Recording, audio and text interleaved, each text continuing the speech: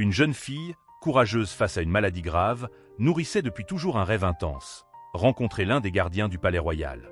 Pendant plus de 15 ans de service exemplaire, nul n'aurait imaginé que ce sentinelle, fidèle à la tradition, oserait un jour transgresser son protocole strict pour réaliser le vœu d'une enfant. Pourtant, lorsqu'il s'en est ainsi venu, le moment qui suivit émut tout le monde aux larmes. Voici l'histoire inoubliable de cet instant chargé d'humanité et de tendresse. Avant de poursuivre, n'hésitez pas à nous dire en commentaire d'où vous nous regardez et à vous abonner à notre chaîne. Demain, à la même heure, nous vous raconterons une nouvelle histoire émouvante, celle d'un autre gardien royal, symbole de dévouement et de bravoure, que vous ne voudrez surtout pas manquer. Aux premières lueurs de l'aube, les rayons dorés baignaient le vaste domaine du palais royal, faisant scintiller les boutons en laiton de l'uniforme cramoisi du sentinelle Vincent Legrand. Posté avec une élégance inébranlable, Vincent avait consacré 15 longues années à son devoir, effectuant même des missions éprouvantes à l'étranger. Sa discipline exemplaire lui avait appris à rester immobile tout en restant parfaitement à l'écoute des moindres murmures, des pas discrets et des changements subtils dans l'animation de la foule. C'est dans cet environnement empreint de solennité que son regard se posa sur une petite famille se frayant un chemin parmi les curieux. Les parents, avançant avec la prudence et la tendresse de ceux qui protègent un trésor précieux, guidaient leur fille avec un soin inouï. La fillette, prénommée Léa, ne devait pas avoir plus de 7 ans. Bien que son visage portât les marques de sa maladie, ses yeux brillaient d'un émerveillement sincère devant la majesté du palais, et son sourire illuminait même les recoins les plus sombres de la cour. Ce qui attira tout particulièrement l'attention de Vincent, ce n'était pas seulement l'éclat de son enthousiasme juvénile, mais aussi le bonnet tricoté aux couleurs vives qui recouvrait sa tête lisse, l'attention minutieuse avec laquelle ses parents soutenaient son corps fragile, et cette étincelle de détermination qui témoignait d'une force intérieure insoupçonnée. « Regarde, maman !» s'exclama-t-elle d'une voix à la fois timide et résolue. « Il est si grand et son uniforme est d'un rouge éclatant. » À ces mots, plusieurs visiteurs esquissèrent des sourires chaleureux, bien que certains affichassent ensuite une douce inquiétude en observant la fragilité de l'enfant. À proximité, une jeune mère se pencha pour répondre à la question murmurée de sa fille. « Ma chérie, parfois les gens tombent gravement malades, c'est pourquoi il est essentiel d'être particulièrement bienveillant. » Au même instant, Vincent entendit un autre visiteur exprimer sa compassion en commentant que la petite rêvait de voir un gardien royal, avant que son ton ne se radoucisse dans un geste de tendresse. Malgré les murmures et les regards compatissants, Léa fixait le sentinelle d'un air admiratif, déterminée à réaliser son vœu. Les regards échangés entre ses parents révélaient toute la complexité de leurs émotions. L'amour, la peur et l'espoir mêlés à la douleur de savoir qu'ils ne pouvaient protéger entièrement leur enfant. « Reste près de nous, Léa », lui chuchota doucement son père, en resserrant la prise sur sa petite main. « Souviens-toi que les gardiens accomplissent un devoir sacré. » La fillette acquiesça avec gravité, ses yeux pétillants d'espoir. « Je sais, papa. Ils défendent le roi et le palais, et perpétuent des siècles de tradition, » déclara-t-elle comme si elle récitait une leçon apprise depuis toujours. Malgré la fatigue qui se lisait sur son visage, l'enthousiasme de Léa lui insufflait une énergie nouvelle à chaque pas vers le poste de Vincent. Ses petits pas déterminés étaient soutenus par la tendresse de ses parents, et la foule, en un geste collectif, se faisait discrètement pour leur offrir un espace de respect et d'admiration. « Elle rêve de ce moment depuis des semaines », confia la mère de Léa à une dame âgée qui s'inquiétait de son état. « Les médecins nous ont conseillé de profiter de ses forces tant qu'elles durent, car c'est son vœu le plus précieux. » La dame, les yeux embués de larmes, murmura « Que le ciel la bénisse », tandis que Léa s'illuminait à la vue de l'uniforme impeccable de Vincent. Les visiteurs, de divers horizons, semblaient tous touchés par cette scène. Des touristes japonais baissèrent leurs appareils photo en signe de respect, tandis qu'un homme américain, vêtu d'un costume élégant, essuya rapidement ses larmes avant de montrer à sa compagne des photos de ses filles. Des parents rapprochèrent leurs enfants, expliquant dans des murmures l'importance de la compassion, tandis que d'autres observaient en silence, émus par la détermination de la petite Léa. « Regarde ces médailles, papa !» s'exclama-t-elle avec admiration. « Penses-tu qu'il les a reçues pour son courage ?» Son père, le voixtaus mais empreinti emotion, répondit, Je suis certain tu as les mérites, tout comme toi ma chérie, tu fais preuve de bravoure chaque jour à l'hôpital. Il lui serra tendrement l'épaule, ajoutant « Souviens-toi des mots du docteur. Morel à propos de ta médaille spéciale. » Léa hocha fièrement la tête, effleurant délicatement le petit insigne offert par son équipe médicale, symbole de son combat quotidien. Alors que le soleil montait dans le ciel, réchauffant les pierres ancestrales du palais, Vincent restait fidèle à sa posture immobile, pourtant son regard ne quittait pas la petite famille. Ses 15 années de service lui avaient appris à résister aux distractions, mais jamais il n'avait été autant touché par la force tranquille d'un enfant luttant contre l'adversité. À mesure que la famille approchait, les paroles douces de Léa se firent entendre. « Maman, Savais-tu que les gardiens doivent rester immobiles pendant des heures entières? C'est bien plus long que mes séances de traitement, dit-elle avec une étonnante franchise. Sa mère répondit avec tendresse, « Oui, ma petite, et tu es aussi courageuse qu'eux. » En ajustant délicatement le bonnet de Léa, elle lui insufflait l'amour et le soutien dont elle avait besoin. Dans un coin de la cour, un petit garçon s'avança timidement et demanda à son père, « Papa, pourquoi cette petite n'a-t-elle pas de cheveux ?» Le père se pencha vers lui et expliqua d'une voix rassurante. Les plus braves combattants mènent parfois des batailles que l'on ne voit pas, c'est pourquoi il faut toujours être d'une extrême gentillesse. Le garçon, les yeux grands ouverts, offrit alors à Léa un salut timide qu'elle retourna avec un sourire radieux. Une conversation émue s'engagea également entre un couple de personnes âgées et les parents de Léa. « Notre petite fille a vécu une épreuve similaire l'année dernière, » confia la dame, la voix tremblante d'émotion, « et les médecins nous avaient donné peu de temps. » Le père, d'une voix à peine audible, répondit « Mais elle se bat avec une force incroyable. Tout ce qu'elle souhaite, c'est rencontrer un gardien royal. Elle a regardé tous les films, lu tous les livres à leur sujet. » Ces mots, chargés de douleur et d'espoir, résonnèrent profondément en Vincent, lui rappelant les instants difficiles vécus lors de ses missions à l'étranger, lorsqu'il devait porter ses camarades blessés en pleine tempête. Alors que le murmure de la foule s'atténuait, le soleil, désormais haut dans le ciel, dessinait des reflets d'or sur les boutons de l'uniforme de Vincent. Dans ce silence respectueux, Léa s'avança un peu plus, ses pas mesurés trahissant à la fois la détermination et la fragilité d'un cœur vaillant. « Monsieur, est-ce que je ressemble à un vrai soldat ?»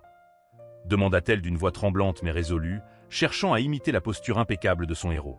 Ses parents, partageant un mélange d'orgueil et de tristesse, observaient leur fille avec une intensité silencieuse qui parlait de leur amour inconditionnel et de leur douleur refoulée.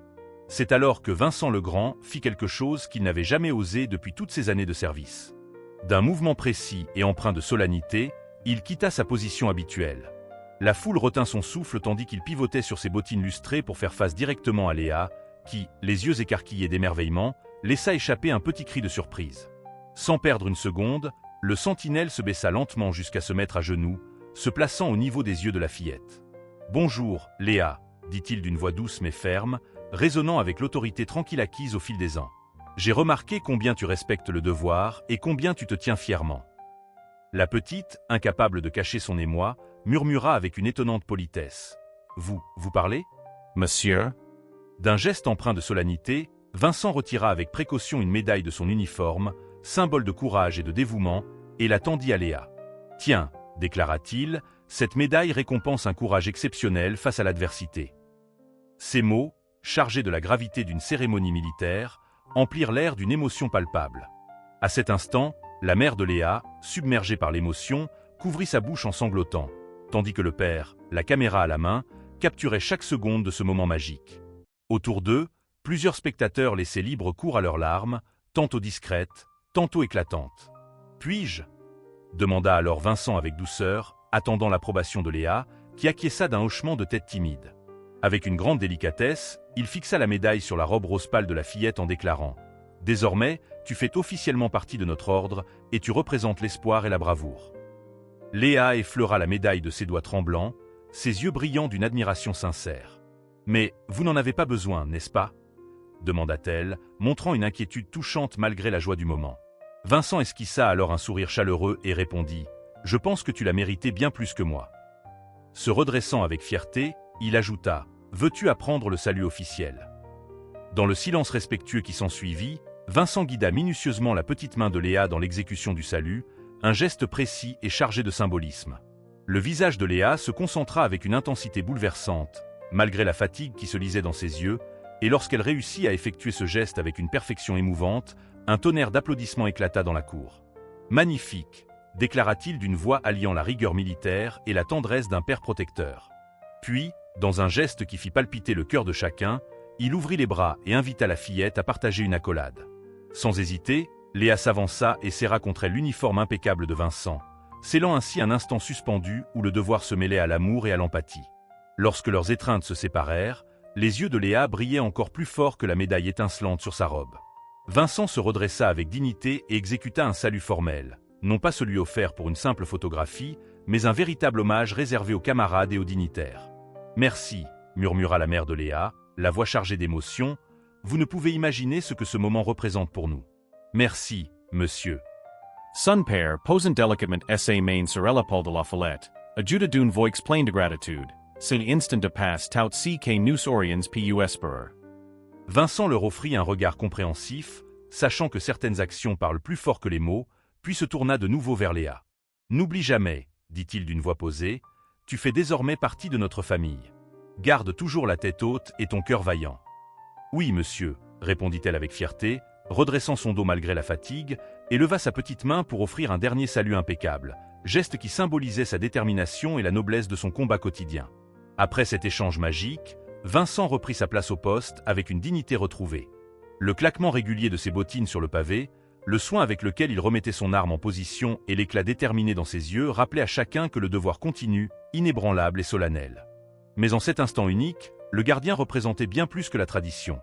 Il incarnait la preuve vivante que la force véritable réside parfois dans la capacité à adoucir des règles rigides pour laisser place à l'amour et à la compassion. Alors que Léa et ses parents reprenaient leur chemin à travers la foule, les passants se faisaient naturellement écart pour leur laisser de l'espace, certains déposant une caresse réconfortante sur l'épaule de la fillette, d'autres murmurant des mots d'encouragement. La médaille, fièrement accrochée à sa robe, captait les derniers rayons du soleil de fin de matinée, telle une promesse éternelle de courage et d'espoir. Tandis que la vie poursuivait son cours dans le tumulte quotidien, l'éclat de cette rencontre au cœur du Palais Royal demeurait comme une leçon émouvante sur la véritable signification du devoir et de l'humanité. Que feriez-vous, à la place de Vincent le Grand, en voyant le courage inébranlable d'une enfant si fragile? À quel moment est-il légitime de rompre avec la tradition pour laisser parler son cœur? Partagez vos réflexions dans les commentaires ci-dessous. Si cette histoire vous a touché, aimez cette vidéo et abonnez-vous à notre chaîne pour découvrir d'autres récits poignants de nos gardiens royaux, véritables symboles de force et d'humanité. N'oubliez pas d'activer la cloche pour ne manquer aucune de nos prochaines histoires. Jusqu'à la prochaine fois, souvenez-vous que les plus nobles actes de devoir naissent souvent du courage d'écouter son cœur. Quiet, almost imperceptible voice, but she fights with such strength. All she's ever wanted was to see a royal sentinel. She's read every book and seen every video about them. In that moment, Ethan felt a familiar tightness in his chest, a sensation reminiscent of those long-ago days when he had carried injured comrades through the turmoil of conflict. Through the reflective glass of the Citadel's windows, he observed Lila's face glowing with anticipation despite her evident frailty. "Look how upright he stands, Daddy," Lila exclaimed, inching a bit closer while still keeping a respectful distance, as if recalling the lessons Nurse Kate had once taught her about proper posture during her treatments. Her comparison between Ethan's disciplined bearing and her own daily battles resonated deeply within him. All around, the crowd seemed to quiet, collectively holding their breath as parents lifted their younger children for a clearer view, not of the sentinel this time, but of the determined little girl whose joy radiated across the courtyard. Even the typical buzz of conversations softened into a reverent murmur. Finally, Lila stepped even nearer, her movements small yet resolute. "Mommy, Daddy, may I have a picture with him?" she pleaded, her tone blending hope with the gentle politeness unique to children. "I promise I won't come too close or break any rules." Her mother glanced at her watch with a trace of worry, a gesture Ethan had witnessed too often in the quiet waiting rooms of hospitals. "Of course, sweetheart, but remember what Dr. Mason said about not exhausting yourself," her father replied as he readied his camera. Lila smoothed her pale pink dress, reserved for such a special occasion, and readjusted her colorful cap with delicate care. Ethan watched as she attempted to stand as straight as possible, mimicking the proud posture of a soldier, even though it visibly taxed her small frame. "Just like a true warrior," she whispered to herself, causing her to sway ever so slightly. Her father immediately reached out to steady her, and in that fleeting moment, something stirred within Ethan, a sensation he hadn't felt since making life-and-death decisions on distant battlefields. Positioning herself at what she considered an appropriate distance, Lila asked in a small, determined voice, "Daddy, do I look like a proper soldier?" Though her breath was a little ragged, her resolve was unmistakable. In all his years of service, Ethan had seen countless families pose for photos, but never had such a simple request carried such profound meaning. Out of the corner of his eye, he caught a glimpse of her parents' expressions, a tender blend of pride, love, and the silent sorrow that only those who care for a critically ill child can truly know. As the ambient noise of the city faded into an almost palpable hush, even the distant hum of traffic seemed to pause in awe. The early sunlight caught the brass buttons of Ethan's uniform, scattering tiny circles of light across Lila's beaming face. In that charged moment, Sentinel Ethan Caldwell did something he had not dared to do in 15 long years of duty. He moved. Every motion was deliberate, precise, and as measured as his usually unyielding stillness. A collective exhale of astonishment swept through the crowd as he turned on his polished boots, pivoting with exacting precision to face Lila directly. Her eyes widened in a mix of surprise and wonder, and her small hand instinctively reached for her father's. Then, with the exacting precision he had honed over years of training, Ethan lowered himself gracefully to one knee, coming level with the brave little girl who had so deeply touched his guarded heart. "Hello, Lila," he said softly, his tone imbued with the gentle authority earned over years of service. "I couldn't help but notice how perfectly you've been standing at attention." Lila's face lit up with an exuberance that momentarily banished the shadows of her illness. You can speak," she whispered in amazement, before adding with a polite formality, "Sir." With a careful motion, Ethan's white-gloved hand moved to his chest as he removed one of his medals.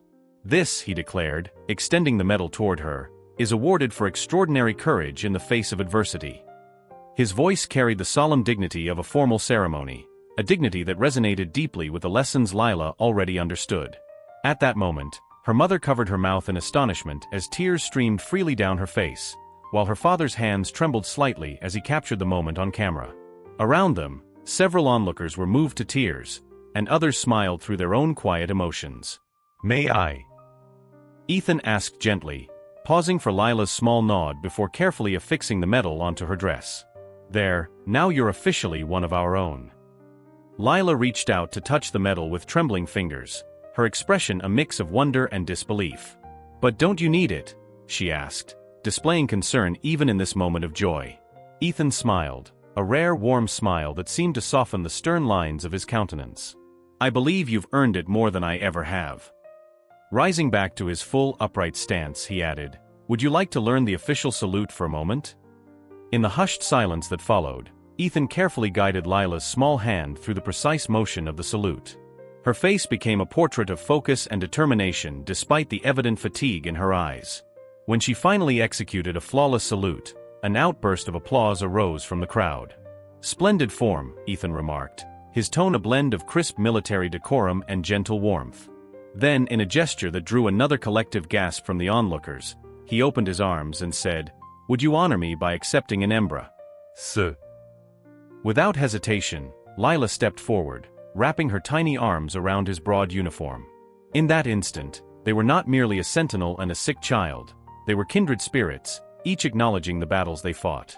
As they slowly separated, Lila's eyes shone brighter than the gleaming medal on her dress. Standing tall once more, Ethan rendered a formal salute, not the rehearsed one for camera snapshots, but a true salute reserved for comrades and dignitaries of the highest order. "Thank you," Lila's mother whispered, her voice thick with emotion.